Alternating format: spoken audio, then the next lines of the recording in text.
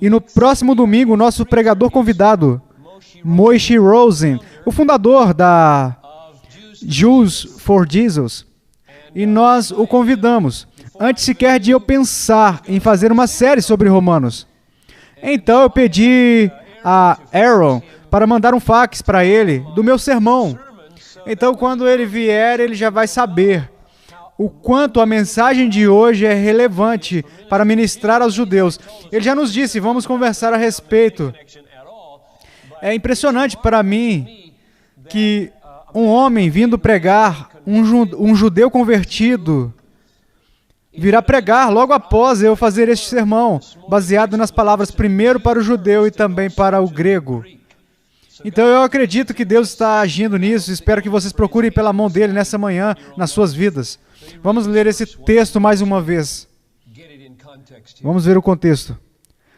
Porque eu não me envergonho do Evangelho, porque é o poder de Deus para a salvação, para todo aquele que crê. Primeiro para o judeu e também para o grego.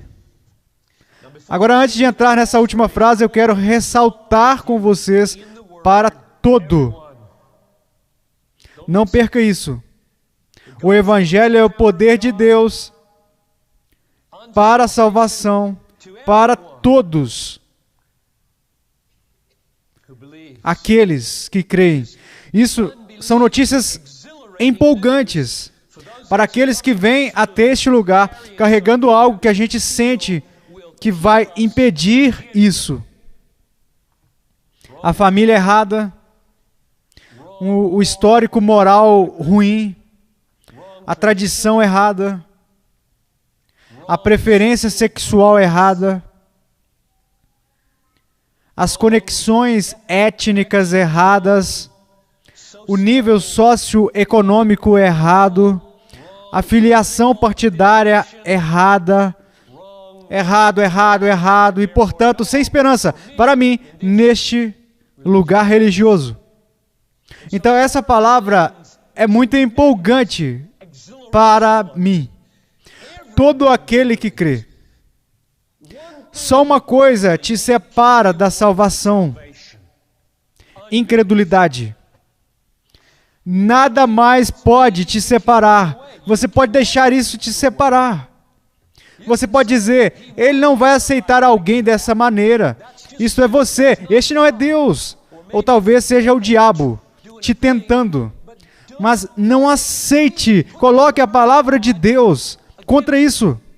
A Bíblia diz que a palavra de Deus é como uma espada. E aqui ela diz, você não se encontra nesse todo aquele. Descarte isso. E o pecado deslancha. Eu amo essa palavra todo. O que significa que a próxima frase me deixa um pouco confuso. Todo. Primeiro para o judeu. Você pensa, por que você escreveu isso?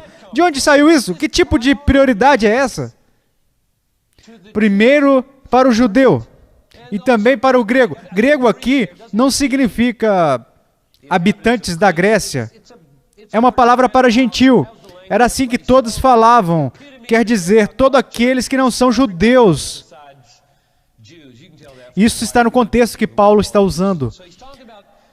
Ele está falando da maioria aqui hoje. Acho que existem alguns judeus aqui conosco, espero que sim. E ele fala dos judeus e diz, eles primeiro. E ele nos deixa talvez em segundo, eu não sei. Primeiro para o judeu e também para o grego. Então, aqui vai uma pergunta. Eu tenho 3 perguntas nessa manhã. Perguntas rápidas. A primeira é, que prioridade é essa que os judeus possuem no poder de Deus para a salvação? E a segunda pergunta, que prioridade eles não têm? Primeiro diremos que prioridade eles têm. Existe alguma prioridade que eles não têm? Eu tenho 6 de uma e 3 da outra. E a última pergunta é, por que ele disse isso? Qual o efeito neste salão? Essas pessoas juntas aqui, que efeito essas palavrinhas, primeiro o judeu, depois o grego, terá em vocês nessa manhã? O que vocês devem pegar daqui? Será que isso é relevante para o feriado de vocês? Este é o plano, então vamos começar. Primeira pergunta: qual é essa prioridade? Primeiro, para o judeu. Número 1. Judeus têm prioridade sobre os gentios, como historicamente o povo escolhido de Deus. Gênesis 12, lembre-se, Abraão, o pai dos judeus, ele o escolheu. Neemias 9:7 diz: Deus escolhe Abraão e o tirou de Ur dos caldeus. Deus escolheu. Ele olhou ao redor e livremente, ele não olhou para alguém que merecia. Na verdade, ele era um adorador da lua. Nós descobrimos em Josué. Ele simplesmente escolheu, livremente. Fez dele seu e marcou a história. Deuteronômio 14:2. O Senhor escolheu você para fazer um povo dele, de todos os povos do mundo.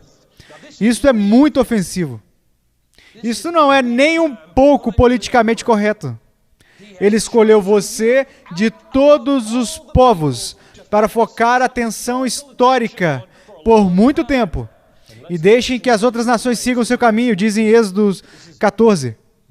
Isso é realmente preocupante.